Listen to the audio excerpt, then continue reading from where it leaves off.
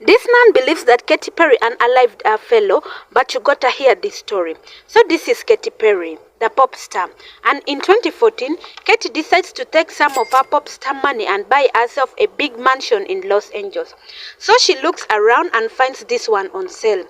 Now Katy is willing to do anything to get this house. Here is the thing about this house. It's huge, seated on a 8-acre hilltop estate in Los Angeles and covering 30,000 square feet. It's even got a pool shaped like a fish. In fact, this house is so big that it's actually not a house at all. Traditionally, it's been a convent where a bunch of elderly nuns live, known as the Sisters of Immaculate Heart of Mary Convent. We'll get back to these nuns later, but first, let's talk about the Catholic priests, especially the ones that abuse little boys.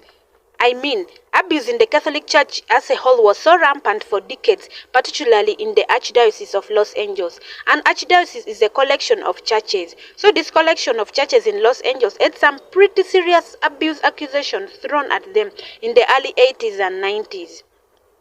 And boom, one day they get sued. And so in 2007, the Archdiocese agrees to settle with the victims of the abuse and pay them a settlement sum of $660 million US. And so these churches need to pay off this huge molestation settlement. So they decide to make some money by selling some of their properties, including this convent. However, there's a huge problem. Those elderly nuns I mentioned earlier live here. There are 5 of them and they've been living here for decades. But the Archdiocese, they are like they own that place and they kick them out in 2011. This, however, kicks off a whole dispute because the nuns feel like they own this property. Back in 1971, they originally pulled all their money together and purchased it themselves, using every dollar they had saved. However, for some reason, the Archdiocese feels like the property belongs to them. And because they feel like this,